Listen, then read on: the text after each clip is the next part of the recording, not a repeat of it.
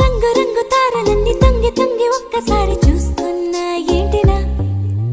పైన లేని వెన్నెలంతా నేల మీదకొచ్చినట్టు నువ్వుంటే చూడవా